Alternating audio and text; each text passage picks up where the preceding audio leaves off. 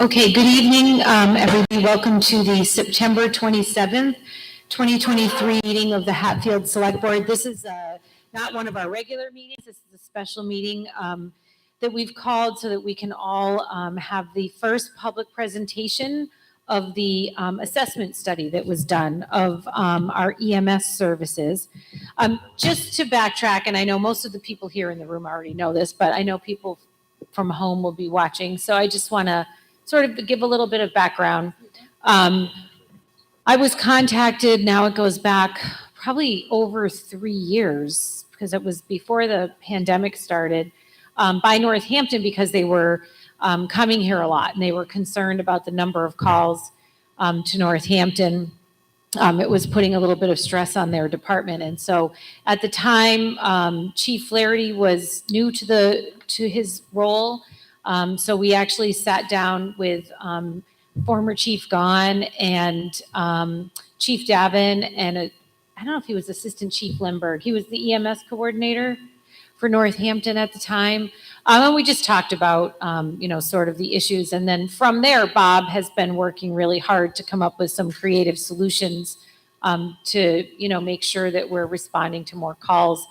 But we've still struggled with it. And so as we looked at this issue, I knew that there were different options the town would have to consider, and I wanted to have, I thought it was a good idea, and ultimately we did approve doing this outside assessment of our emergency services here, and then the different options we have, and what people can expect if we were to choose different options. So we signed a contract with MRI, which is a consulting group filled with experts in the field.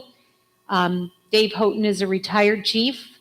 I'll let you introduce yourself and give your credentials. But so we've had several meetings over the last few months. I know he's met with people in the department, and I won't steal any more of your fire. I'm just going to turn it over and let you talk about what you did. That's okay. You can steal some of my thunder. It's okay. I don't mind sharing with you. So good evening, and thank you very much for coming in. So those of you that are sitting facing the audience, most of the slides are going to be data and stuff that's in the document already. There are 3 slides that we've done updates to since this was published, and a lot of it is just facts and figures. So I'll let you know when those are to make sure that you can look at those. And Marlene, if we need those afterwards, I can email them to you, and that way you can put them up if you want to. So for everybody that's here, there are copies of the study on the table. If you're at home, the study is on the town's website, so you can go there and get the full report from the website, or I should say the study from the website as well. So I'm going to walk through pretty much who we are. So my name is David Houghton. I'm actually a retired chief, still in the recovery phase. I was in Wayland for my entire career, so I did 38 years full-time in Wayland, everything from a firefighter all the way through to fire chief. Retired 4 years ago. I know there's a couple people in the room that was talking to earlier. I also work for the Department of Fire Services, and I was the coordinator or the developer of what we now know as special operations. So everything from the incident support units to the rehab trucks, to the drones, all of that stuff. Those were programs that I was responsible for building for Department of Fire Services. And I know East Hampton had 2 of the trucks for the longest time until they built the facility out here. I've been in the fire service my entire life. When I retired, I only lasted 6 months, and I moved to the Lakes region of New Hampshire. And the fire chief up there in Moulton Borough came to me and says, "Hey, if I got something for you, I need help, but I don't need it every day. I need you to help me on the call department. Would you mind helping?" I was reluctant at first, but yeah, I will. Well, that turned to be 20 hours a week, 30 hours a week, 40 hours a week. We went through the exact same growing pains that Hatfield is going through. In our town meeting this past spring, we were able to fund 6 additional full-time firefighter positions. They're in their training mode now, and they'll go to 24-hour shifts at the end of October. So if you want to call me a practitioner, that's what I do. This is not the first EMS study I've done in Massachusetts. I pretty much only take care of Massachusetts, Maine, New Hampshire, Vermont, and this year I actually did one project, which I'm wrapping up right now, out in Lockport, New York. I do everything from fire, EMS, hazmat, communications, any of the full studies for a department, make recommendations, or any specific type subject matter like this one was for more just EMS only. So this is not something that, if you notice, I don't wear a shirt and tie. because firefighters don't wear shirts and ties. We're the down and dirty people who want to get down and do our work. So that's what I do. So when I had the opportunity to come out to Hatfield and meet with Marlene and the board and the chief, they'll notice that I wasn't wearing a tie, and the chief will know from the multiple phone calls and emails back and forth, getting data. We did a lot of collection of data to make sure that we were on the right track for the project itself. So MRI, Municipal Resources, they're a New Hampshire company. They're based out of Plymouth, New Hampshire. They also have an office over in Portsmouth. They say about 175. I've done 60 of the 175 studies, very similar to this one already. And I would say well over 80% of those have been enacted in some sense or another. Some of them have become dust collectors, and no action was ever taken on them at all. So 80% I think is a pretty good track record. I think that sometimes communities want to have studies done, the studies are done, and once they get the study, it's kind of like, ooh, that's not what we were thinking it was going to be like, and we can't go down that path. I'm pretty proud of the fact if 80% of them are people have moved forward with, that's a pretty good number to go with, so I'm going to stick with that. And I really hope that the same thing happens here, because our goal really is to, we think we created something that would be able to help the town of Hatfield move forward. If you've read the report, you notice it's in the report. We do not tell you what to do. We give you options. We looked at advantages and disadvantages, all of which we're going to go through tonight. But you folks have to make the final decision. That's nothing that we can do for you. So I can give you a little insight on what other communities have done, but I can't give you the golden bar that tells you exactly what to do here in Hatfield. That's something that you folks are all going to have to decide to do on your own. So why we're here, I think we've already pretty much been through the little bit of a history of it. It was something that was asked to have an outside input. So yes, I had no ties to Hatfield. I'm almost embarrassed to say this, but I had to look on the map to see where Hatfield was before I came down here the first time. I mean, I've been in East Hampton and Northampton. I never really explored this area. But I will say, driving around, this is a beautiful town. You guys have a lot to be proud of in a typical New England town. This is a great little town to be in. So the town manager, excuse me, the town administrator, I gave you a promotion. How'd you like that, Mark? The town administrator and the board have asked us to come in and do this. We've done this. It had wrapped up in late June, early July. I literally had to open it back up this week to relook at it, just so that you know, we originally intended on doing the presentation back in probably late June, early July, but on the request of the town, which made an awful lot of sense, we held off doing it until now because people were on vacation. And we just want to make sure that when we did this, we had people that could ask questions about the study and we'd be able to give them answers instead of an empty room. So tonight's program, like I said, we're not here to make decisions for the town at all. This is really an informational meeting. I'm going to go through the highlights of the study itself, and then I want to make sure that we have plenty of time to answer your questions as best as we can. I may not have the answer. You know, you're more than welcome to ask questions of the boards that are here as well, if you need to. So I'm going to go through the program, and then I'm going to ask you to hold all your questions till afterwards so that we don't get too sidetracked. It is not a very long program. I'm not going to sit here and go through every single detail of the report. You have it in paper. I'm just going to hit the information I think is really important for you to understand to help yourselves make decisions. So like I say, the report is available on the town's website still. So please, if you don't have it, there's a lot more detail in the report than I'm going to be able to give you tonight. So how do we do this? So the steps we've taken to date, there was a lot of records that we were able to obtain from both the dispatch center and from the fire department records. There was emails back and forth. There were proposed agreements that we were able to get some ideas of costs. There were budgets and stuff that we looked at. We did do interviews, and by design, we interviewed people in tiers.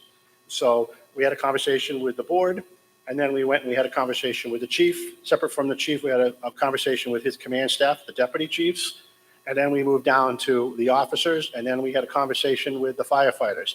Each one was done independently because we did not want to have people fear that what they said they were going to have a problem with later on. So we actually did that in separate groups. We had a lot of information and a lot of great discussions that came down, all of which you pretty much can see in the study itself. This was probably, I'd probably say it was one of my top 5 programs as far as coming and meeting people and the honesty and the facts and figures that we got. Nobody hid anything. So everything that you see here tonight is true data. It's true that we were able to validate it once we got it. We had a couple hiccups between the fire department data and what we got from the dispatch center, but we were able to reconcile most of that data to make sure that what we were giving the residents was true information. So the first thing we're going to look at is the community itself. And instead of getting into all kinds of other things, the most important thing for EMS to look at is what's the ages of the people that live in our community. Even though the responsibility of fire and EMS in every community is to take care of everybody who lives, travels, works in the community, that's who they're responding for. But for this particular session here, we wanted to look at the people within the community. And if you notice, 46% of the community are 60 and above. That is, for a small town, that's about average for that. So who do you think calls for EMS services the most? And that's the people that are 60 and older. So you have a high percentage of people who would use EMS services in the town. And I think we've been able to validate some of this, not only from the census data, but from some of the data that came from the fire department, that this is probably pretty close to being accurate. The other important thing that we want to look at is really the history of the department. And there's a couple of things that I want to make sure that people really look at. First off is in 1982, the Golden Cross Ambulance was operating out of Northampton. And at that point, they stated they could no longer provide services to the town of Hatfield. So Hatfield turned around and says, now what are we going to do? So they went out and they had 17 Hatfield residents complete training and certification as EMS providers in the Commonwealth, and they started an ambulance service. In that first year, first 6 months, they did 50 incidents, and they projected to do about 150 in their first full year. They averaged about 17 providers through until about 1987. They hired their first EMS provider in 2001. The volunteer department changed to a call department somewhere around 2006, which meant there were actually some type of compensation for every one of the responders that were coming in. Usually it's an hourly rate. They went with a full-time firefighter in 2020. But like I say, the most important thing I want you to remember is Hatfield already developed the current program that they had right now from a private EMS system that gave up and said we can't provide services anymore. And we're going to talk about the reasons why they may have given that up in a future slide. So now we want to look at the actual who's here today and what it is that their age brackets and their knowledge and skill levels, and more importantly, how long have they been with the department, because there's a lot of experienced people. And unfortunately, across all of public safety, a lot of our seasoned senior people are retiring. And we don't have a lot of younger people coming on board to learn about these things that they can for either fire or EMS. Every single community, there's a bunch of institutional knowledge that we used to be able to pass down from generation to generation, or from firefighter to firefighter or EMS provider, and we're not seeing that as much anymore. It's a little bit unnerving not to be able to do that. But the current fire and EMS, the years of service, if you look at it, 18% of the people that are currently there have 1 year or less. And I want to reiterate, this study, part was done earlier this spring, so the numbers might be off now. I don't really know. Actually, the chief might be able to fill us in on that. But 27% of these people are 21 to 30 years of service, and then they have one person that's over 30 years of service. So the question comes into play is, how much longer are these people physically going to be able to continue to do the services that they've done all of these years? We don't know. We have some people that are in my current department that at 75, they're still there. They totally do a different role. They don't put an SCBA on and go into building fires. They don't go on medical calls anymore, but they're there as support services. So there's still a role for these people, but the number that you see on the screen is not necessarily the number of active, fully invested people that you have that can go to calls. Average breakdown, if you look at the ages, it's great to see between 18 and 30, there's 13 people that are between 18 and 30. That's that younger group of people, some of which are probably sitting right there in the back of the room right now. We have 5 people that are over 50. Once again, at some point, they're going to turn around and say, I can't really do this anymore. I need to step away. Now's the time to get the bodies to fill those positions that are going to vacate in the future, so you can have some type of institutional knowledge transfer down the line to these people. EMS providers, the paramedic, advanced EMT, basic EMT levels are written in there. So you have 18 basic EMTs. Once again, these numbers were from earlier this spring. 1 advanced and 7 paramedics. I think it's great that you have the 7 paramedics. It would be nicer to see more people at the paramedic level, but it is an intense schooling program. It's an intense certification program. And more importantly, we don't necessarily have enough of the types of calls for the paramedic to sharpen keep their skills, I should say, sharp. We don't have those types of calls as much anymore. So having 7 is a nice minimum number. It would be nice if it was a little bit higher than that, but majority of the calls, we'll talk about the split between advanced life support and basic life support in a couple of minutes for that. So that's the number of people that you have today on the EMS side. When I'm going to look at a series of numbers, I want to make sure that everybody understands. This study was looking at the EMS side of Hatfield. There is some crossover. Can't help the crossover. So you have people that are cross-trained fire and EMS that do dual roles. I wish every department could have a lot of people that do that. So there are some things we're going to talk about that are advantages or disadvantages to having cross-trained people on the fire side as well as the EMS side. But predominantly this entire study was focusing on EMS runs or EMS calls. This is the first screen that you're going to see that's been updated. The numbers have been updated only because of the data that we were able to get, which takes us from April through July, I believe it. Yep, April through June, sorry, with the new numbers for the 2023 categories. So what's interesting is I always look at everything and we try and do a 3-year average. Unfortunately, well, fortunately for this report here, COVID had an intense impact on call volumes. So what happened during COVID, the numbers of transports or the number of calls for EMS actually went down. And you would think more people are sick, the numbers would go up. They actually went down. That's statistically nationwide, the number of EMS calls went down. People did not want to go to the emergency room, afraid they would get COVID if they got there. The flip side of that is people that needed to go to the emergency room didn't go to the emergency room, and their medical conditions kept festering. And then when COVID started to wear off and things got better, they were sicker. So the calls went back up again. And we're still seeing our call volumes everywhere across the board increasing. So right now, so far this year, up until I said to the end of June, there's 212 EMS calls for Hatfield. If we look at the average number of calls and add it, they're projected right now to do 442 EMS calls this year. So that's if you look at what's currently happening and then look once again to the call volume previously, about 442 calls is probably what they're going to be looking at doing this year. More importantly, we want to look at a couple of other things. The incidents by day of the week. And you'll notice when you look on the screen that the day of the week really doesn't have much of an impact on it. Saturdays seem to be a little bit higher at 20%. What it demonstrates is this is not a Monday through Friday type of an event. This is a 7-day-a-week event. So people are calling the ambulance 7 days a week. The numbers here are not as flat as we've seen in other communities with a little bit, like I say, the tip up of the Friday and Saturday in there, but relatively close on all of them. I guess if you want to call for the ambulance, call on a Tuesday because only 8% of the calls happen on Tuesday, so there's room for you without any problems to be able to go out and take care of you. But like I say, the most important thing is to demonstrate to you folks that this is a 7-day-a-week need. On top of the day of the week, it looks at the time of day. And once again, if you look at it, this would be typical. There is a call volume that happens between midnight and 3 in the morning, and then from 3 to 6 in the morning, and from 6 to 9. But from 9 until about midnight, you see the call volume goes up. That's when people are mostly awake. They're at work, or that's when they get up and they feel, I got the aches, the pains, the chest pain, or whatever it is when they're awake. But once again, I wanted to demonstrate that these calls happen 24 hours a day. This is not a 9 to 5 type of event.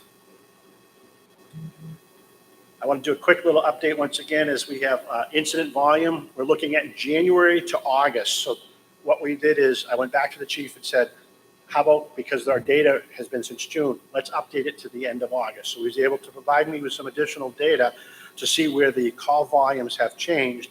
And I want to make sure we use the same data from the same time period. So from January to August of 22, they did 346 runs. That same time frame this year, they've done 397 runs. So that's about a 14% increase in the calls. The ALS intercepts have gone up. Are those separated out? Those are calls or transports or No, just calls. So we're going to talk about transports versus non-transports in a moment.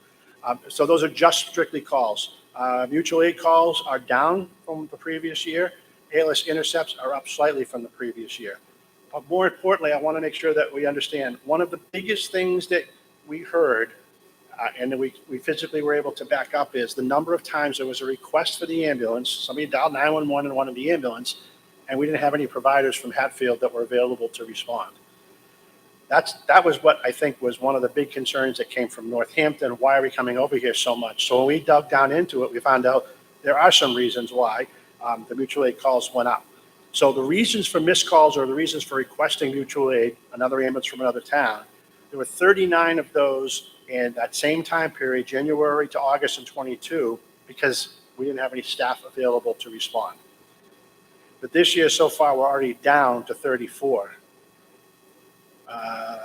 The first responder inadequate to transport, that means there wasn't enough. You need 2 people to make the transport. We had 1 person go and not 2, 5 and 5, so we're still even on that. More importantly is the unit committed to another call. So in that same time frame in 22, 7 times the ambulance in Hatfield was already committed to another call. This year, 11 times in the same time frame, the Hatfield ambulance was committed to another call. Therefore, they had to request a mutual aid ambulance to come in. The number of calls totally missed due to inadequate staffing is 44 last year, and this year it's down to 39. Percentage of calls missed due to inadequate staffing is 12.7, and this year we're down to 9.8% of the calls due to staffing. So to Diana's quick question, Diana, rephrase you want to. I just wondered if I assume it's a different slide where you delineate calls versus actual transport. So I didn't do a particular slide on it, but we can tell you percentage-wise. We just ran it tonight, and it was 28% of the time for this year's statistic. 28% of the time the ambulance was requested, went to the address they requested to go to, and 28% of the time there was not a transport to the hospital. So let me explain to you the reasons. A lot of times that people call for the ambulance is because somebody fell in the home, somebody doesn't feel right. They just wanted someone to come and evaluate them. So the ambulance comes out, they either help the person off the floor. If they're not injured, they can go back to whatever they were doing. A lot of them are the people with medical alarms, that the phone I can't get up alarms, the pendants or the buttons that are in the rooms. When those trip, it requires an ambulance to go and investigate. And a lot of times when they get there, thankfully, it was an accidental. They didn't know that they hit their pennant. So those are the types of things that go to why there's not a transport, but there is a medical call for it to the 28%. And that 28%, we just ran the numbers before we come over here tonight. That's for 23 so far. So it's a little bit over, it's a little bit higher than we normally see. We usually see about 17% of the calls. It's a little bit higher here in Hatfield. So 2 things I take from that. One is the residents of Hatfield are not afraid to call 911 if they feel that they need the services. And it means the services were available from the fire department to go and assist them, which I think is a very important thing to do. And the other important thing is just because the ambulance goes, you don't always mandate someone go to the hospital. We don't need to tie up emergency room spaces with people who don't need to be there. And if people don't want to go and would rather go in their personal vehicles on their own, that's totally acceptable. That would be the same reason for a non-transport. Ambulance goes, evaluates, might assist them to their own car. Someone else will drive them over to the emergency room type of a thing. So the 28% is a little bit higher than we normally see. But once again, I think it's because you're a much smaller, tighter community, and it's neighbor helping neighbor type of thing for that. Taking questions during this. I wasn't going to, but there's so few of you here. If you want to do that, that's fine. The question I have for you, Bob, Can you hear us? If not, can you come up to the microphone, or can we pass the microphone to you? Because it's important that the people at home hear this as well. Thank you. the question I have is, does mutual aid cost the town any money? Number one. Number two, do we have any statistics regarding the results of calls that were serviced by mutual aid? Is there any statistic that shows that, that the outcomes of patient outcomes as a result of the delay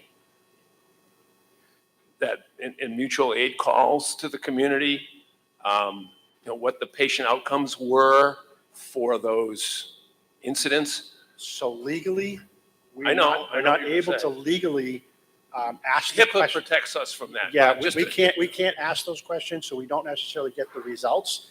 The only, even if they went to the emergency room later with another transport, Yeah. legally, the hospital can't tell, if the chief even did the transport, they're not allowed to tell him, oh, well, that person did X, Y, Z. They can't tell them that anymore. The only time that can be told is if the patient releases the information, Right. even to EMS providers. And as sad as this is to say, if you had a suspected disease, the EMS provider does not find out about that unless the family or the patient themselves releases that information. Okay, I understand that. Okay, so just, is there a cost to mutual aid? And is that cost in your calculations here when you address the current 16-hour coverage model? So when a mutual aid comes here, there is no bill to the town of Hatfield. When Hatfield goes to mutual aid, like if they go to Northampton to do So a it's a- transport, we bill. Gratis, that's the understanding with the mutual aid Yeah. contract and agreement. So currently, under the current system, there is no fee for mutual aid when they do come to town. Yeah.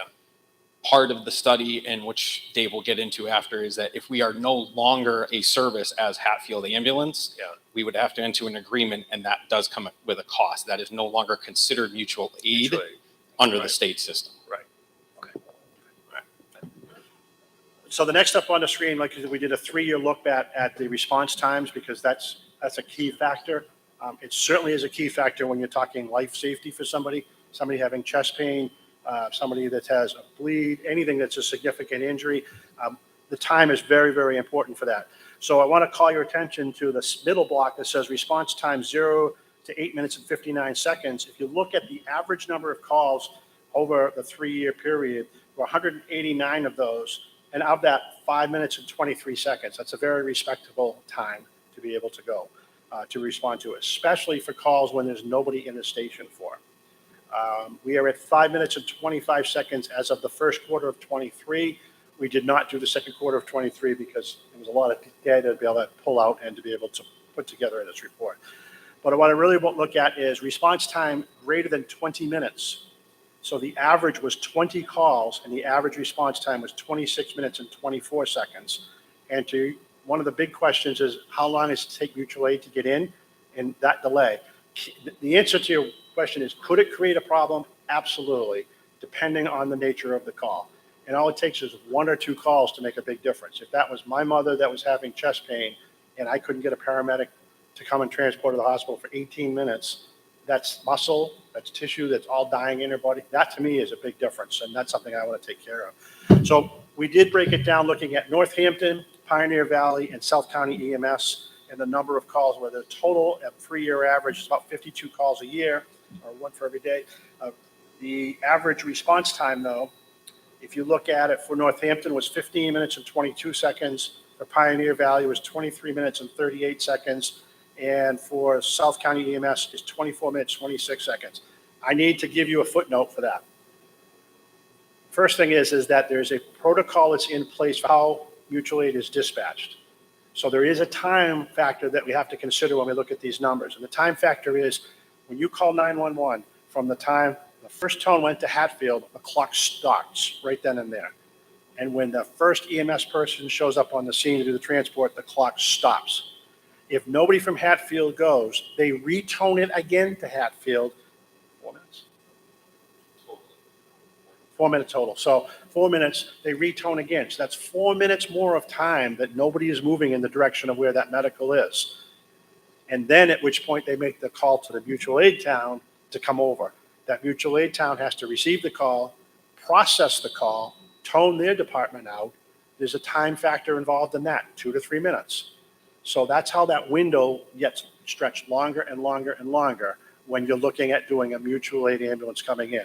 That's for the initial call. If it's a secondary call, so the Hatfield ambulance is tied up at the first call, there should be the only time delay is the travel time from that mutual aid ambulance to the incident in Hatfield, because there is not the time delay that's set in there by the second tone and the waiting for someone to respond to it.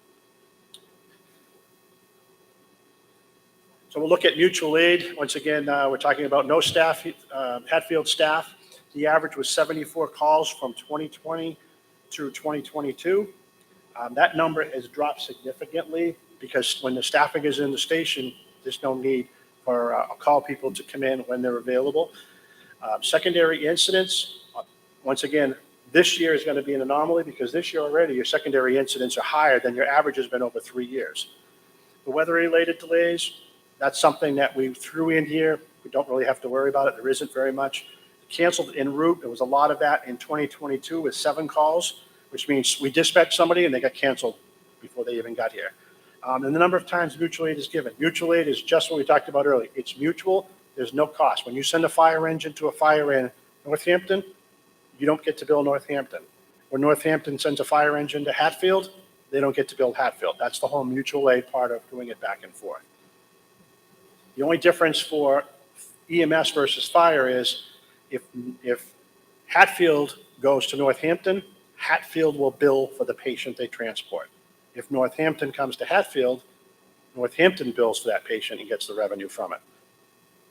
So whoever actually does the work gets the money.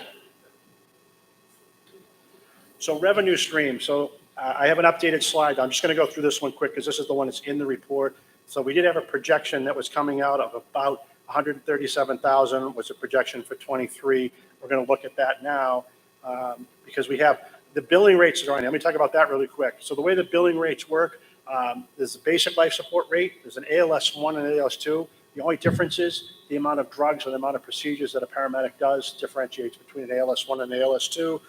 The specialty care, because you're a 911 service, you don't have a specialty care rate.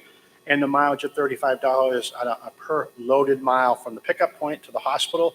And all of these rates are well within normal for Massachusetts, actually most of New England that I've done. They're pretty much in the normal rates. The catch behind it is if there are Medicare or Medicaid patients, the federal government sets a flat rate. And that flat rate is all you can collect, regardless of what you bill for. And they do not allow you to balance bill. So if you're a Medicare or Medicaid patient, which people that are going to be over 65 are going to be doing that, if they're the higher percentage of the calls, it's going to be a lower revenue stream because the federal government said this is all we're going to give you for that. That gets updated about every 2 years. There was a difference between 21 and 22. They did increase the values a little bit, but I know it's in the report. I think we put the report, the actual rates that are in there for it. But just so you understand, Medicare, Medicaid has a huge impact on what's actually billed and what's actually collected. So we did a quick little update for FY22 for what was actually billed, the contractual adjustments. So those are the adjustments that are made by agreements with insurance companies or because we have Medicare, Medicaid. So that's essentially what, right off the top, you might as well write off the bill because you're not going to collect. So the billing company does that for you and gives you a balance. What's really good is that in 2023, 82% of what was billed, you actually collected. So I should say of the balance, you actually collected, not what was billed. That's a pretty good number for a small town to be able to have 82% recovery rate. The payer mix, which is who the insurance companies are, Medicare, Medicaid, all impact what your payer mix, what your receivables are going to be. But an 82% number is a really good number for a small town to have. Generally, we see those in the low 70s as a typical number for the revenue stream. So that means things are working very well. It's actually about $57,000 higher than we had projected for 23. So we thought it'd be about $100,000 in revenue, and it actually came in at $157,000 for 23. The other important factor is things that were done in the end of the fiscal year of 23 did not get billed until 24 and won't get received for 60 to 90 days into the fiscal year. So this is kind of a moving target. So from when you bill, it's 60 to 90 days. During COVID, it was nothing to see 120 to 160 days to get paid. So in COVID, people's revenue stream were tanked, but then got caught up again the following year. So like I say, the 82% recovery rate for that is, I think, is really good number to be able to go with. So the current issues as we see them from MRI is the lack of consistent on-call responders responding. This is not a Hatfield issue. This is a nationwide issue.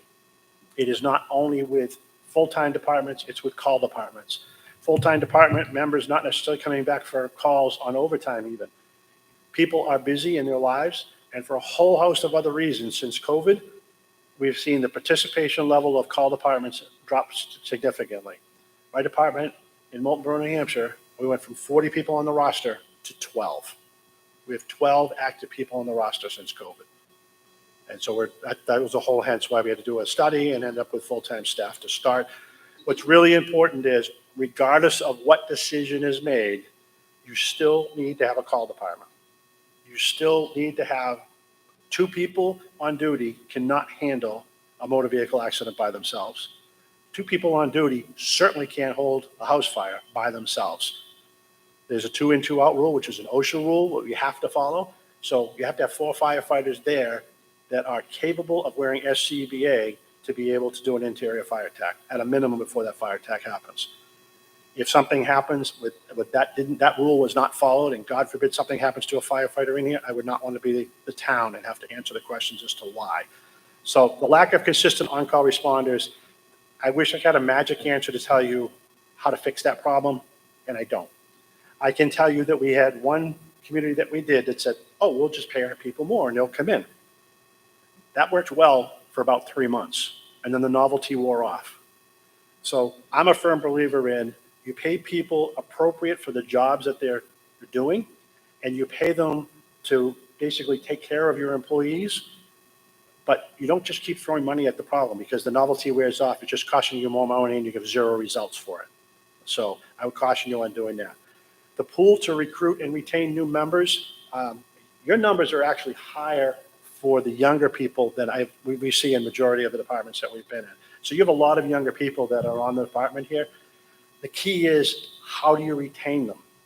And there's a whole host of things. That's another whole thing that you could really look at, is have a study group that figures out what will it take to keep you here. And it's not all about money. It's all about feeling that you're needed, feeling that from the town to the guys that we're here for you. We really appreciate the job that you do for us. You know, you guys do it here. You have a new mini pump that's being built right now, that's being delivered. When I toured the department and all, your department is very well equipped. That's the town telling you as firefighters that we do care. We do want you to get good tools, good equipment, and we'll do what we can to help you out with keeping you here. But you've got to get a little give and take. You have to tell them what it is that you're not happy about, so that makes you want to leave or makes you want to go and do something else. Because if they don't know, they can't fix the problem. So for those of you in the back of the room, I know we had the discussion. Some of the stuff is in the report. I did what we call a listening session, essentially, with the firefighters, and I didn't hold back anything. The comments that I got from them are what's in the report. It's now up to collectively everybody to sit down and figure out things that we didn't really like. How do we fix those things? And I can tell you that they're all easy fixes, and it's not all about money. So. And the other current issue, which we talked about, is the delay on scene times, which is meaning from the time of tone to the time somebody gets on scene. There's a delay in that. That's something that's got to be fixed as well. So what are the options? So we looked at, unfortunately, when we looked at the bigger picture, there really are only 4 options that came to mind that we were able to look at. And one of them, the first one, would be to contract with South County EMS. So South County EMS, at the end of the day, isn't really a viable option. And the only reason that we see that's not a viable option has nothing to do with their knowledge, skills, abilities, or equipment. It has to do with the fact of the communities that are part of the South County EMS right now. If they brought Hatfield on, their rates would go up, because it's going to cost more for them to run the system. So if it costs more to run the system, they divide it amongst the communities. So those other communities, which are Deerfield, Whately, and Sunderland, would all have to vote to agree to bring Hatfield into this South County EMS, and that would cost them more money. So put yourself in their shoes and saying, well, geez, if I want to bring Northampton in, oh, that's a good idea. We'll be able to do that. Oh, yeah, but Hatfield is going to cost you $95,000 more a year. Wait a minute. I'm paying to bring them in. Does that make financially good sense for a community? And I don't think it does. And I don't think it definitely would not make it viable for Hatfield to even consider. So this option, I'm going to say that there are some advantages to it and disadvantages. It requires least amount of work. You sign a contract and away they go. It's a third-party service. You don't have to worry about anything. You don't have to worry about any oversight whatsoever for it. And you don't have to hire any employees for it. They're going to take care of all that. The disadvantage is there is no revenue stream. You get nothing back for your investment at all. The third-party service, there's no oversight by Hatfield. So unless there's a model put in place as to how do you manage calls that didn't go well, they're a private company. You can't dictate to them, so they don't care. They're not going to deal with it. And there's there potentially is no in-town EMS responding. And I say that because fire and EMS people are very active and reactive people. They want to go to calls, but they want to go to calls that are all the time. They want to be able to go and help out.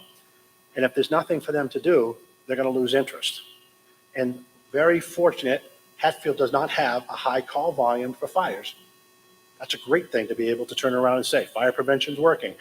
People are actually taking care of their property. So we don't have the fires that we have. Well, if you don't have fires, how do you keep firefighters and EMS providers active and interested? That's a question that you're going to have to ask them to figure out how do you do that to keep them going. There's no one magic answer for that either. So option 2 was to contract with Northampton. Northampton would provide 24/7 coverage from the city, and that would be at the paramedic level. Hatfield would transfer the ambulance, so the current ambulance that you have, and all of your EMS equipment. Northampton wants you to transfer it to them.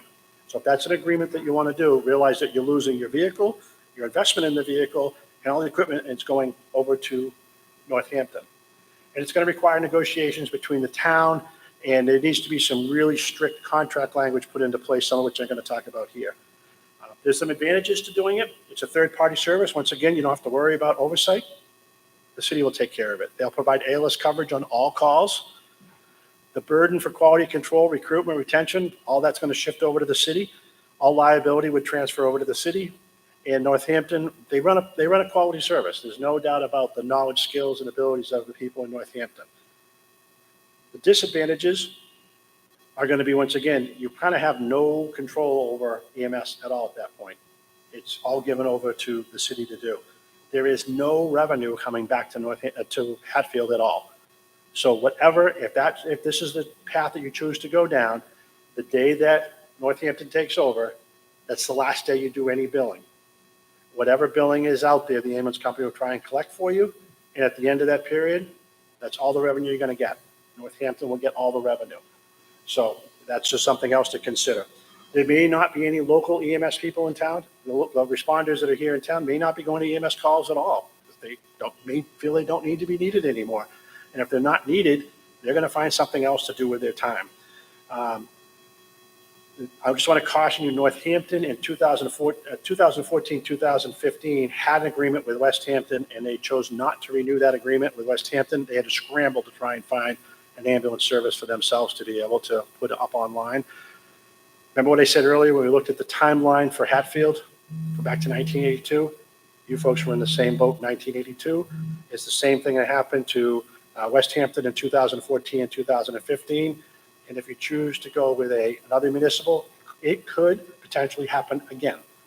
So there's no guarantees for that, which is why I'll talk real quick about the MRI notes. If this is a path that you choose to go down, which is to contract with Northampton, we strongly suggest you look at a 5-year contract that gets renewed at year number 3. Because if they do in year number 3 choose not to renew the contract, you have 2 years to figure out what are you going to do next. You cannot be without an ambulance service. The residents are very used to having 911 and people showing up and helping them. You can't do that, and you're not going to be able to shift the burden back to mutual aid all the time. So we strongly suggest that whatever you decide to do with an outside agency for contract, it should be a 5-year contract, renewed at 3 years. If you choose not to renew it, it gives you 2 years to figure out what to do next. And there really needs to be some strong language. We've seen this happen to other communities before about termination of the contract. So if you do a contract with Northampton, for instance, what happens if year number 3, Northampton says, we're not doing it anymore? Well, you don't have an ambulance because you already transferred it to Northampton. So you need to have some language in that contract that says what happens if they terminate the contract early? What's the penalty? So something to consider you need to put in there. And that there is a current value of the ambulance. And when I did the study here, I put a figure in there. I grossly underestimated the value of your ambulance. So the only reason I know this is because used ambulances, the private ambulance companies that put a lot of miles on, are selling for $250,000 right now because it takes 2 to 3 years to build a new ambulance.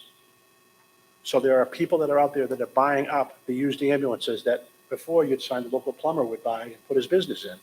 Now you're finding EMS people are buying them because it's better than what they have and are going to try and put this ambulance, put Band-Aids to it and run it for 2 more years. So the value of your current ambulance is a lot more than what we have in the study as a value. The call volume and staffing in Northampton will take priority over Hatfield. There's no doubt about it.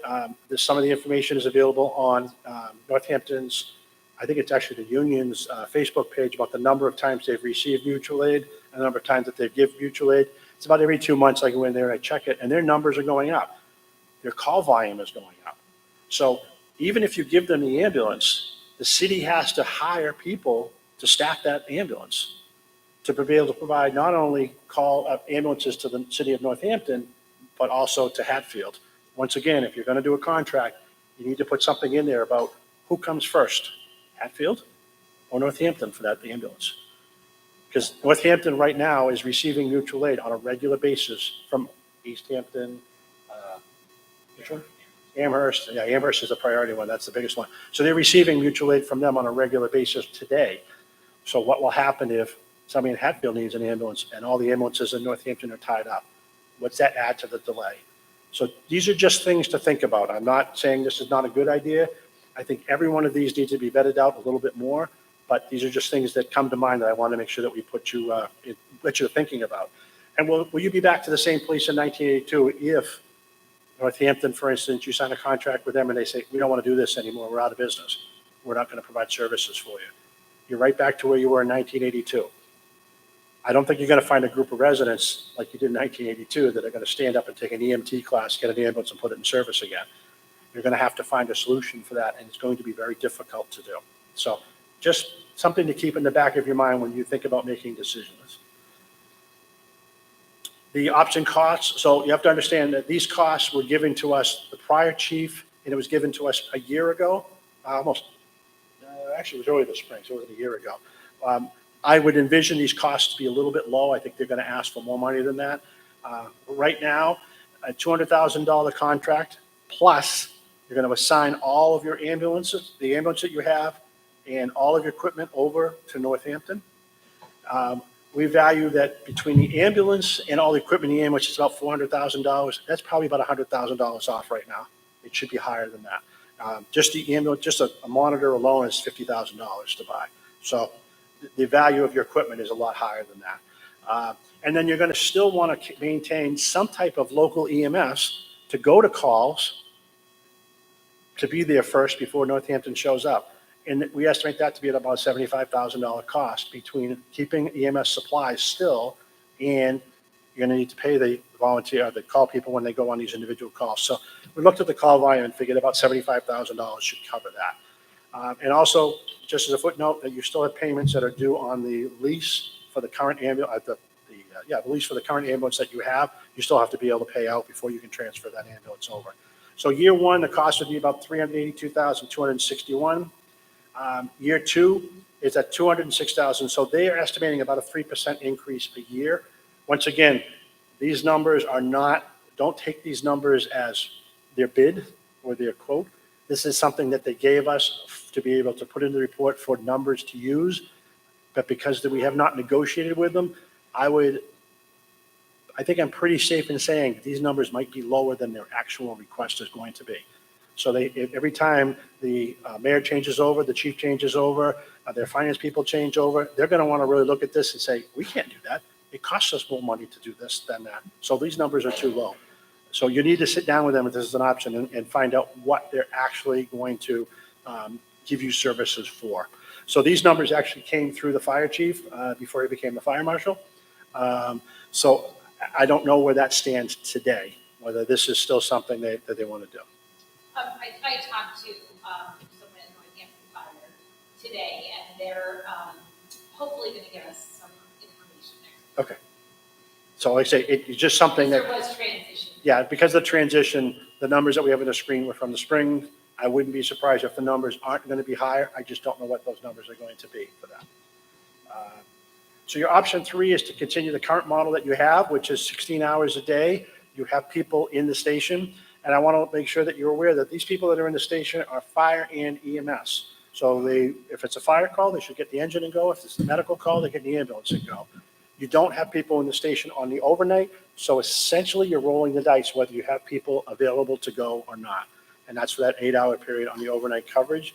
The numbers themselves, which is majority of the calls that you saw on the earlier screen where there were no people from Hatfield going, were night calls. They were not day calls. So the advantages, once again, you're going to keep the service in town. You'll be able to keep those members, the fire, especially the dual role, the fire and EMS people active, and keeps any of the revenue you get back in town. The disadvantages is you can't currently rely on overnight coverage. It's just not there. You're still relying on mutual aid that is delayed by dispatch protocols. You still requires an ALS intercept fees when no paramedic is available. So if you have two basics, that's an ALS call, you're still paying an ALS fee, an intercept fee to the other community that comes in there. And in 2022, that intercept cost is about $10,000 is what you end up paying out that year. So the cost for option 3 is the EMS budget, the benefit costs. So we figured the benefit cost, Marlene helped me out with what the benefit packages in Hatfield are. So we were able to put those in there to give you a true figure for that. Is $184,515. And if you take out that $100,000, which is what we use as an average figure for revenue, it'll cost you from the tax base about $84,515.84. If you have additional revenue stream to help offset that total cost number will go down. But once again, we use 100,000 because that's about your average. And I'd hate to say that if I give you a number that was higher than that and you didn't meet that, then the tax dollar cost would go up. So I took a lower number to give you a little bit more of a margin of safety of a truer number that it could cost you to do that with. The fourth option is to go to a 24/7 model, which would mean you'd have two people in the station 24 hours a day, 7 days a week, 365 days a year. Still more importantly, they're backed up by the call staff. They're available. There would be 9 employees, including the chief, and that 24/7 immediate response for fire and EMS calls would happen. Those are crucial things to be able to take care of. 2 people going out in the truck instead of 1 is by far a huge, huge benefit. 2 people at a minimum on the truck, not 1. Especially when it comes to backing up, having someone to have a set of eyes, saving on property damage and saving on damage to the vehicles. Once again, that's something really important to think about. So the advantages to the 24/7 models, once again, keeping the service in town, provides for an immediate EMS response, provides for an immediate fire response, and keeps those dual role people active. I think it's no secret, there are more medical calls than there are fire calls. The disadvantages is if you're going to go 24/7, the current facility needs to have some additional space added to it. So I did know when I looked at the capital plan that the long-term plan was for FY29 is when you're going to start looking at a public safety complex or doing the study for it. There is a benchmark in the capital plan for that. In the short term, though, you need to come up with a space for sleeping quarters. You need to keep in mind that you will have males and females, so therefore there are accommodations that need to be made for that. The other disadvantage is there's limited call volume for paramedics to keep their skills sharp, so that these paramedics are going to need to work another service elsewhere in order to be able to keep their paramedic skill levels up to the par where you want them to be. You just don't have the ALS call volume here to keep that up. Currently, the chief is, because he does majority of the calls, but if he splits what he does out with other people, then even his skills, because he's not practicing and not doing them enough, could drop some. So he may have to go elsewhere to sharpen them back up again. So we're talking about a facility or something along those lines. The first thing that came to mind was something that's a small living trailer like this, where you put the bunk rooms in for them to be able to sleep when they're there on the overnights. The cost. So the option for total cost, if you look at the EMS budget, the benefit cost, the operating cost, adding the estimated for the additional living trailer is about $624,000. Take into consideration, once again, that $100,000 EMS revenue stream, it gets down to $524,000 to $580.35. So everybody always asks the question of, what does that really mean? So we did a little bit of numbers and figured out, based on the town's total taxable valuation, that this is the number. So if you look at option 1, we took that off the table completely. If you look at the Northampton model with a budget of 381, 261, if your property value was at $250,000, you would add $155 to your tax bill. If you do the 16-hour model, it's $35.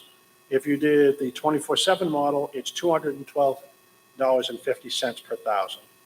Excuse me, 85 cents per thousand, $212.50 total for a $250,000 valuation. So you can see 250, 500, 850, and then $1 million on that. I just want to let you know that on option 2, it does not include the loss of revenue or the transfer of the ambulance, which has already been paid for by the taxation in town. And options 3 and 4, we calculated once again $100,000 as the average projected revenue. It's a little bit conservative, but I needed to give you a number that was reasonable to use and not overinflated. Let's do a little cost comparisons. The difference between model 3 and 4, about $440,000 or $177.50 on a $250,000 valuation. And between options 2 and 4, so Northampton 24/7 and Hatfield 24/7, the difference would be $87.50 to keep it in Hatfield over the Northampton model. So once again, if these numbers, they're in the study itself, and once again, it's also available online. So is there time for change? We believe that you guys have been served very well with the current model and the current staffing that you have. They do care about the community. That was very obvious when we met with them. We believe there's an opportunity to enhance the service level and to enhance the response. What really has to happen is you have to figure out how do you want to enhance it and how you're going to pay for it. Those are the two big questions that are out there. I don't think there's any doubt in anybody's mind that you actually need EMS. I don't think there's any doubt in anybody's mind that it's something that it needs to be funded. It's how much funding and which model do you use. That's something that we can't decide for you. We can only give you the advantages and disadvantages. You folks need to decide that for yourself. So what we see as your next step is after tonight, the select board should schedule a listening session with the residents and discuss the future of it. Answer their questions for it. What I'd like to do tonight is, first off, in the back of the room is quite a few of the people that are here. I think it's worth recognizing them with just a round of applause because they do give you guys tremendous service. They do the best that they can with what they have. They all have lives to live. This is not their full-time jobs. So, kudos to you guys. I know what it's like to get up 2 or 3 times during the night and then get up and try and do your day job. It's tough, but you do it. And I think the residents here really do appreciate that. So the way I'd like to do the question and comments are, if you have a question, please come to the microphone so the people at home can hear you. The boards all have microphones. We'd love to be able to answer your questions. Just respectful of each other's comments. The one thing I'd like to do is, tonight's the night to ask questions about the study. As much as I'm sure people in here would love to us all hear about your stories of the effects that these people have had on you, responding to your house or your family member's house. Those are all well and good. Save those for the listening session so that the rest of the residents can all hear that. I'd like to focus on your questions or about the data that we got or any of the questions that you have in the report. With that being said, the floor is open. I'll just start by saying thank you very much. That was a really great presentation and a lot of work went into that. I would reiterate the thanks to the department. We really do appreciate everything you do. What I really wanted to come out of this was that we know we may need to make some decisions. I wanted townspeople to be able to make informed decisions about what really, all of these different options might involve. So that was a really great presentation. So I don't want to take up any more time. I want people to have, was there things like training and things like that built into that budget, like the additional training costs and? As far as for the any Hatfield options. So the Hatfield option, so if you took the current model that you have right now is the cost that you're paying this fiscal year. So whatever the chief had in his budget, we moved over to the proposed for keeping it the same. So that 16-hour model, the 16-hour model is the model that you're using today. Right. The 24/7 model, all we did was take those costs and expanded them over for 24/7. So to answer your question, the 24/7 model did have the funds included for the Okay. additional training to send Okay. people to the fire academy. Thank you. So you knew what she was looking for. Okay. If you could come up to the mic, that way everybody can hear. That would-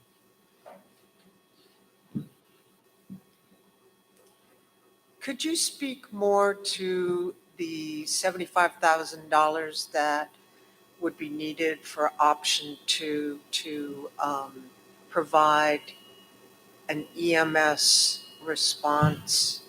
Sure. So currently, the fire department is budgeted for all your EMS equipment, training, and for paying of the people that go to calls. So that includes everything for the ambulance and whatnot that comes out of that. But if you give the ambulance and all the big equipment over to Northampton, you still want to maintain some type of EMS response level here in town. So those would be the bandages, the monitoring equipment, the glucometers, so the equipment themselves, but you're also going to keep their skill levels up so that they can respond. So if Northampton has got a 20-minute delay, you can have an EMT from Hatfield Fire that can still show up and has equipment and has the proper training, but you have to be able to pay for that. So that figure was about 75,000. So this response person would be coming from the fire department? Correct. We'd no longer have an EMS department? You won't have an EMS department. It would still be the cross-trained people that they have in the fire department. If they're available, would be able to go to that incident and be able to help out while they're waiting for the ambulance to show up to do the transport. Okay, and do they travel by car independently? Those are management decisions that the chief will have to make. Okay, okay, thank you.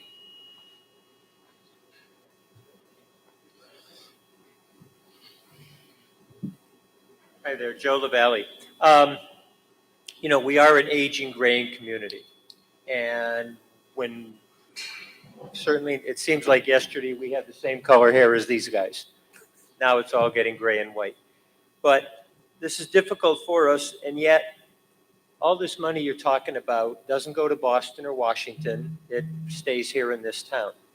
So with that said, we have to find a way to fund it because it's not in the budget. We don't have that money. I mean, we just struggled through an override for our schools, for the pollution system, things like that, inflation. So for this to go forward, it's not just going to be people looking at the finance committee to say, find the money. They don't have the money. It's going to be all of us trying to promote and sell what it is that we might need to fund that we want. So to bring it down to more simple terms, when you look at even the employees, the individuals performing this work, there's other towns and other communities, we do the training and they steal them. Or we're trying to steal their people. Everybody's fighting for help right now. And that's going to keep an upward pressure on costs on top of that. But I do want to say that I was happy to see on your chart, most times over the years, people would make an example and say it would affect the average house value to $250,000 by X. Well, try to find a house in this town for $250,000. You're not going to do that. So I was glad to see that you showed the 500 and the 750 numbers. I mean, to bring it down to simple numbers, the average houses right now seem to be pushing around 500,000. And to do that, you're talking $450 a year to fund 24/7, 365 days a year. So when you think about when it's you, your husband, your mother, your father, your kids that need something, and usually, I don't know, it just seems that emergencies always happen at 1, 2, 3, 4 in the morning. But when it affects you in your home, you're praying to God it's going to be within 5 or 6 minutes. I get that. So is it worth it? I'll just speak for myself, $450 a year to have that, to know that I have that service? Absolutely. When you start talking the giant numbers, $400,000, $500,000, $700,000, it's easy for people to lose sight of that. But when you try to sell and promote this to people in this town to consider it, when you talk apples to apples and you say, are you willing to have 24/7 ambulance service for $450 a year? They'll get that. But if this ever went through and if you got that, you got to start to live within your budget. You can't come back every single year saying, oh, well, we had surprises, because They've got a defined budget that they have to do for people, and they've got a defined amount of taxes people are willing to pay for. We've seen so much inflation, we've seen so much expenses in this last round of maybe the last 5, 6, 7 years. You know, we've got our schools funded at the moment, we've got our pollution system coming online, and emergency services. I don't know what else is left to hit us between the eyeballs, but, you know, if we do this, we all have to help the fire department find the money to do it, because it's not going to come from them, and it's not going to come from our existing budget without pinching and hurting. And when you do that, everybody starts fighting like hell. But if you can afford to come in this town to buy a house for 500, 600, 700,000, can you afford $450 a year when you need an ambulance to get it?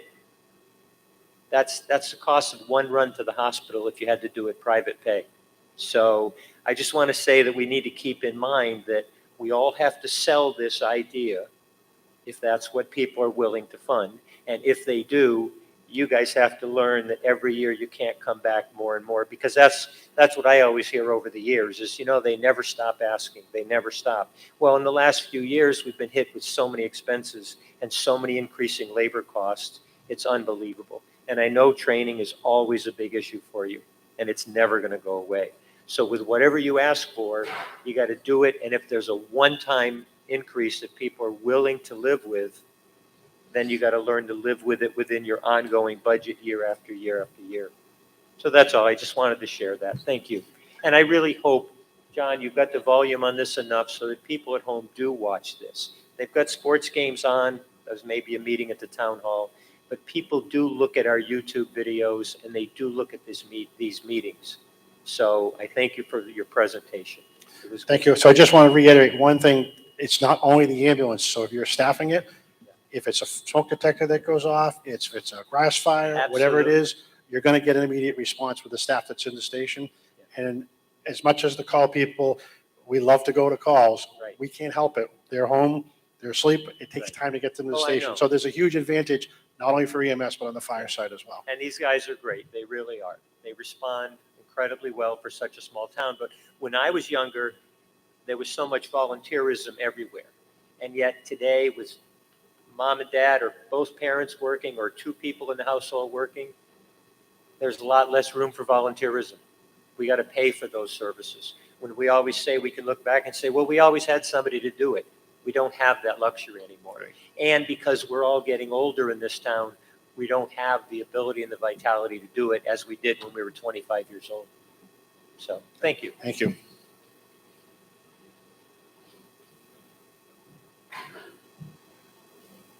Just wanted to touch on a couple of things and point out a couple of things. The numbers that you gave on the number of providers and the level of providers that we have, the chart shows that we have 7 paramedics on the roster, but there's only one paramedic that lives in town here, and that's Chief Flaherty himself. So the rest of the paramedic level care that you're getting is from people that are coming entirely from other communities and working those 8-hour shifts. So it's kind of a false representation to think that we have 7 paramedics that are ready to respond at any time. So I think that's important to point out. And just to kind of follow up about the $75,000 for medical equipment, should we outsource the ambulance somewhere else? Regardless of whether we have an ambulance or not, every firefighter in Massachusetts is still a first responder. So they're all responsible for some level of care. So that could be at a motor vehicle accident. It could be at a parade where you're standing by. So there's still a certain level of emergency medical equipment that needs to be equipped on the apparatus all the time. So that's just a couple of those topics to clear up. Thank you. Anybody else?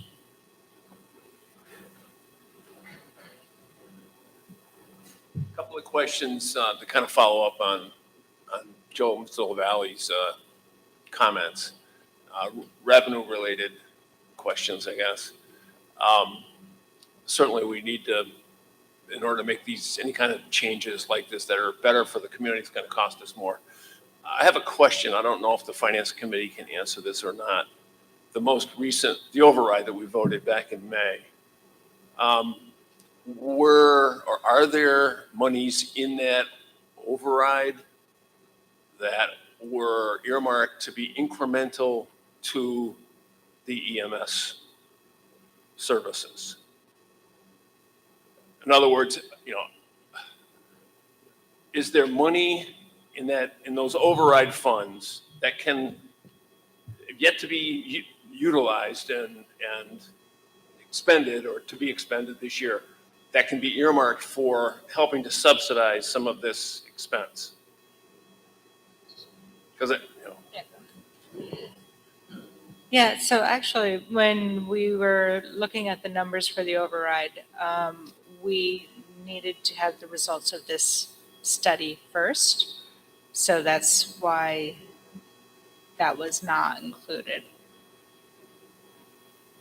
so there's no money in the override. Kitty There's to a be certain amount, earmarked. but not for, we had no idea what the Nothing number major, would like be. a couple So $100,000 or something like that for the EMS service. there's not, We didn't inflate the override beyond the need at right. the time. Okay. There was no We had I no couldn't data. remember. I couldn't remember. I know that the extra money asked. I know for that, the I override. couldn't remember if Bob had made a presentation that said, okay, I could use another couple $100,000 or whatever if we went to a 24/7 kind of model, and could we build that into the override? I guess not. I know that the police department did ask for additional funding to expand their services, and I believe that was part of the override. But nevertheless, that was one question. There was a significant increase in the fire budget in the prior fiscal year. Very significant. There was a very significant increase. Okay, but that's in the. It's a little hard to, fire and EMS, you really have to take them together when you look at the budget. Yeah. Year to year, because Right. money was moved from one to another in fiscal year 22 maybe. So you Right. can't just look at them separately Sure. because money has been fungible between the two. So there was a significant increase in the prior fiscal year. It was In- $180,000. Yeah, it's a $180,000 Right. increase in the prior fiscal year. So Right. no additional money was included last fiscal year. Okay. Mr. Cahill, if I can Sure, just go help ahead. clarify that. Yeah. So in FY '23, it was $183,000 from ARPA that was used to start the originally weekend coverage, Yeah. and then move to 7-day-a-week coverage of 16 hours a day. So that is the current model that's there. Right. In the current FY '24 budget, $161,000 was included in the override to continue the 16-hour, 7-day-a-week current model. There was no additional funds Okay. added to the override to Okay. move any further. Okay. And so I'm just wondering, to the finance committee, the override was $1.25 million. And I know 750, 800,000 was earmarked for the schools at that point. At that point, there's an additional $500,000 in that override. I'm not sure how we decided to allocate that, but certainly some sort of a growth or expansion in the EMS side could potentially be a candidate for some of that money. Well, 175,000 did go to, it didn't expand the service because you had already spent ARPA money Right. to expand the service in the prior fiscal year. Okay. So, All right. I mean, you can debate about what that means exactly, but it didn't change the level of service. The level of service changed in the prior year because you used one-time money to do that. Yep. Then you filled the gap with money from the override. Okay. So So as Joe said, the issue here is to try to find money in order to pay for any kind of expansion of services in the community. And I've been kind of wanting to attend a selectman meeting over the last 3 or 4 months since we had our annual meeting. I've seen other communities that have added resources specific to their community to generate, whose goal is to generate more money for that community. I've seen the small town of Whately add a position called a community development person. And the goal, the mission of that position is to find money or to find opportunities to reduce expenses for the town. So there's Whately dedicating a position to try to find money for that community. Across the river, Hadley has added a position for a grant-seeking person to look for and discover and uncover and whatever, to shake the trees and, come up and find out whether we can find any grants that community is eligible for. That's what that position is geared for. And I guess what I'm here asking is, have we considered doing that here in Hatfield? To add a resource that can not only pay for itself, but also add more revenue for this community. Because it can't all continue to fall on the backs of the taxpayers. And so I'm just wondering if that's something that you guys have contemplated doing So, post the Proposition 2.5 override. I mean, we have not had any discussion about creating a specific position. I will say that we have some department heads in town, and Bob is one of them, who are really aggressive about getting grants in their particular area. As you know, we've been aggressive on MassWorks grants. Bob, I can't even imagine how much money you pulled in grants. Yeah, I figured he'd know the number. It's very aggressive. But also, as you know, grants rarely help with operating funds. So we are always looking for grants. DPW, Council on Aging, everybody, all the department heads, Marlene's very aggressive about that. So no, we haven't, there hasn't been talk of finding a specific, hiring a person to do that. But I think we're doing pretty well with it. With the folks we have. But just so you know, there aren't usually grants out there for operating funds for municipalities. Right, but there are grants for capital items, which could then reduce a major line item in our operating budget. It's interesting. Right, and like I say, I think we're pretty aggressive and very successful with doing that. I'm not saying you couldn't do more. Go ahead.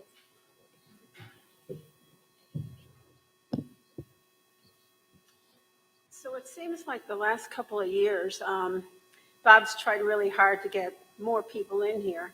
So are we kind of like dreaming a little bit if we go through this 24/7 scenario or option?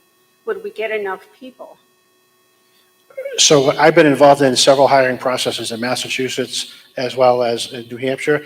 So there's a few things that have to happen. One is you got to have an appetite for the person to come here. So you got to have something for them to come here.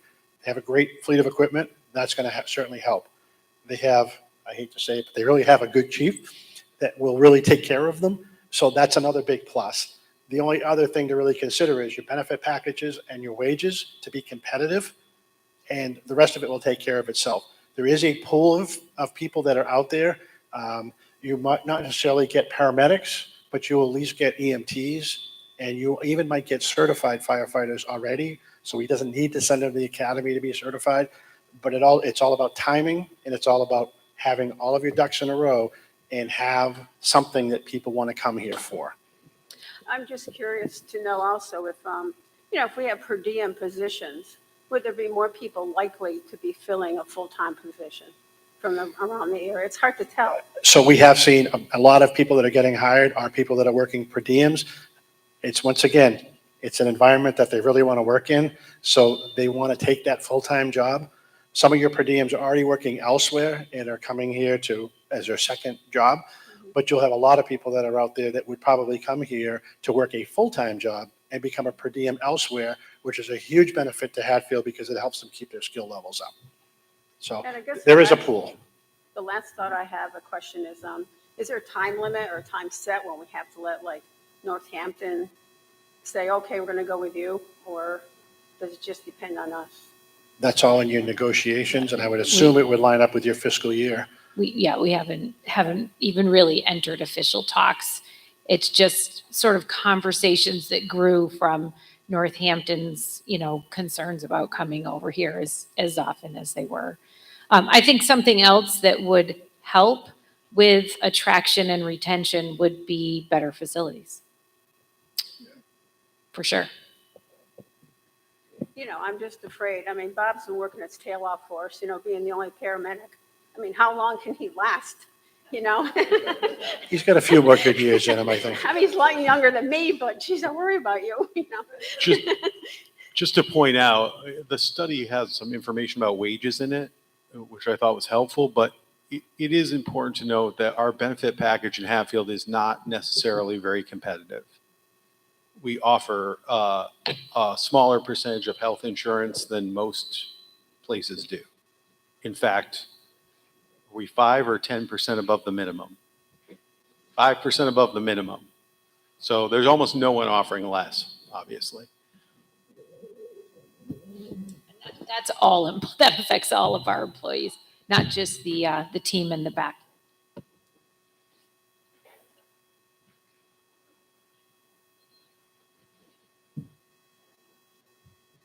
To just touch on some of the stuff that you had just said yourself, I'm the second senior person of the department currently, almost 26 years in, and I've been through 4 chiefs, and 2 of which are sitting in this room, and one is not here currently, and the other one has passed away. And I can tell you in 26 years, this service has gone from, it's gotten better and better every year, and it's gotten better because of the chiefs we've had, and because of the commitment the town has had to us and the services it's letting us provide.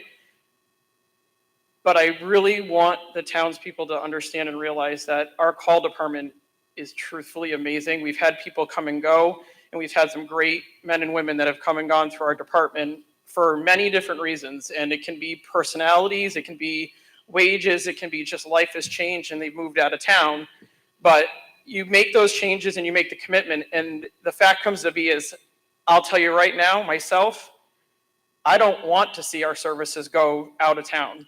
I want to see us figure out how we can get 24/7 coverage, better facilities so people want to come here and work, great wages, because, sorry, at the end of the day, people deserve to get paid well no matter what position they hold, especially if they've got certifications and training experience and the fire academy experience, et cetera, and give our people internally the ability to want to go too.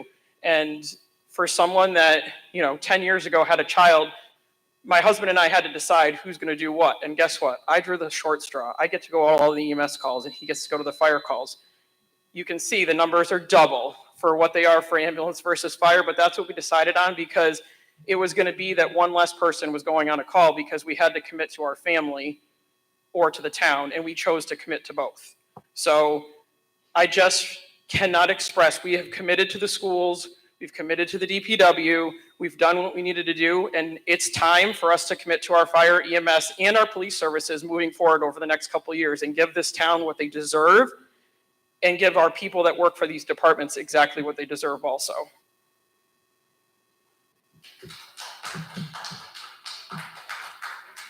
Okay, anybody else with questions or comments? I have a question. When you talk about if we had 24/7 and you had all full-time people, for people who are paramedics, they have to maintain their skill level. Is that something that you can speak to as to how that would look? If you had a full-time position here, how would you go find hours or whatnot? So I'm not a paramedic, but I'll give the microphone to someone who is. So for as long as I've been on the department for the ambulance since 2003, the ambulance department always supports all of its members in all of its continuing education and their recertification. And those funds are already included in our budget as it is now. And it's broken down essentially over the number of people per year that have to recertify because it's a 2-year cycle and not everybody falls on the exact same timeline. So those monies are already included in that, just as 2 years ago we added funds to send people to EMT school and also to paramedic school so we could try to increase the department at that time. And those funds came from ambulance revenue. It was not taxation. I think I was talking more hours, call hours. Didn't you mean that if somebody doesn't have enough call volume, that there's an issue? So there's no minimum number of hours of response time to keep your certifications or your license. It's just the physical skills that, just like anything, if you don't do enough of them, sometimes they will degrade. So it really depends. We've looked at the numbers. It's in the report on the breakdown of ALS and BLS. We do a lot of ALS level calls in town. That is still the majority. It is above 50%. Actually, I think 64%, I think, is what it came out to. So it's not that the skills won't happen. It's just not the volume of a Northampton or an Amherst or East Hampton. They're doing 3,000 calls a year, and we're doing, getting upwards of close to 500. So that's the only difference. There's no requirement on actual response to recertify. How you So- guys doing? Just real quick on a comment on that. So part of the whole state's requirement is they have a quality assurance, quality improvement program that Hatfield does for all EMS responses. So if the chief sees somebody that their skills are dropping down, which would come out of the QA/QI review, that he has the option of sending them someplace else to get that skill level brought back up again. I think that's the question that you're asking. How do you maintain that? He has the ability to do that through a QA/QI program to find out what skills people need to do. And he has the ability through his training budget to have that taken care of. So that's already built in, I believe, to what you have today. Sorry. So as somebody who has a business here in town and being on the fire department, one of the luxuries of my business is being able to dictate whether or not I can respond. Since I've been on, I think Chief Flaherty can testify that I respond to just about everything I can get to, which is majority. And I have sacrificed my time with my business to make sure that I am available for Chief Flaherty, knowing that we are short-staffed during the day. And that's a huge factor for me. With these guys being at work, stuff like that, I think in a 3-month span, I was on an engine pumping for Chief Flaherty while he deployed a line with just us two, which is, to me, minimal, and we could have used more staff. And if he had full-time staffing when I responded, we would have been able to have a full crew to done a better job of that particular scene. So safety-wise, I think it's beneficial. And as somebody who has a business in this town and supports this town since the day I've come in here, I think as a whole, we can figure out how we can bring in the funds to make sure that police, fire, all are taken care of at the same time, as well as our schools, our DPWs, things like that. I personally see other departments lacking in certain areas where they could do more. As somebody who sees the town as a whole, I talk to DPW on a regular basis. I talk to fire, police, all the water department. As somebody who provides a service for this town, that's what I see. And I think we can do a better job as a whole. My personal opinion. Thank you.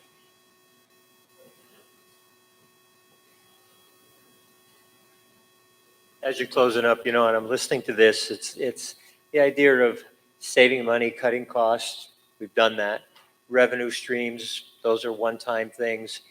But the $450 you're talking about per home on a $500,000 home, that's just under $9 a week. People spend that on a pack of cigarettes a day. People, when you turn on your cable TV and you look, you got Hulu, Netflix, you got Prime, you're spending more on that than what we're talking about here. So to have 24/7 ambulance service, and it's not just ambulance service, when there's a flood, when there's flooding, or there's a massive emergency, they're the guys that are called first. They're the ones that are on the front line. They're our local army to take care of an emergency, and they never say no. They just do it. It's not, yes, our DPW is there to help, but when there's flood, fire, any kind of massive problem, those guys are the ones that are called up. So they're not going to find the money in the budget we have. It's not in the override. It's not part of that. So people need to focus on the fact that are we willing to look at $9 a week to have 24/7 ambulance service? It doesn't seem like a difficult answer to all the work put into this. And so again, I applaud you guys for taking the shot of spending the money on this study and explaining this. So thank you all very much. Thank you. Anybody else?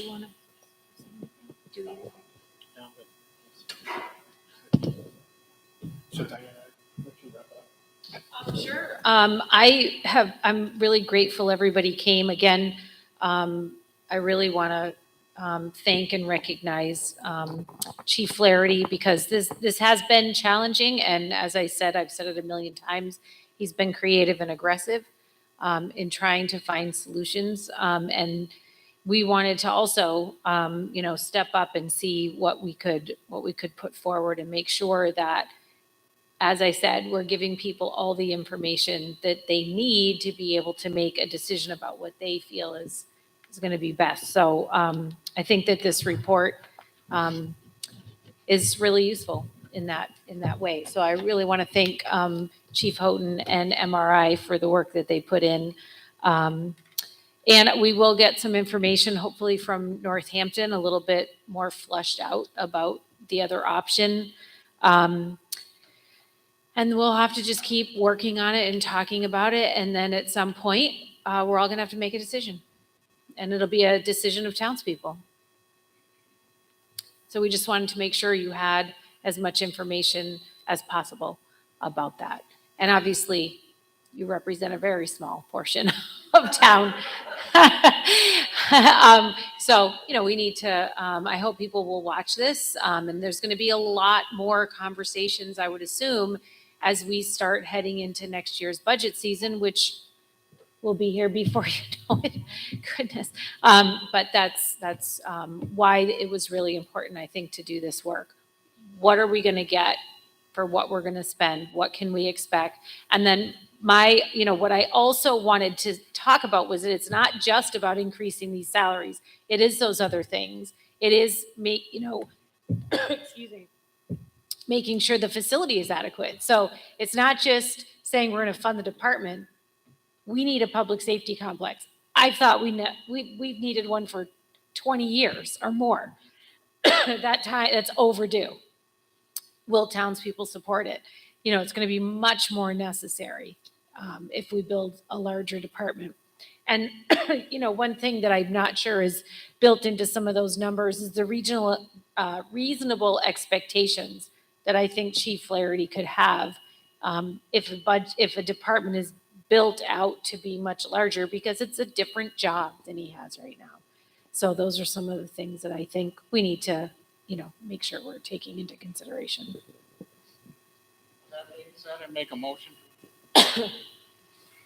Second that. Motion made and second. Any further discussion? All those in favor? Aye. Thank you.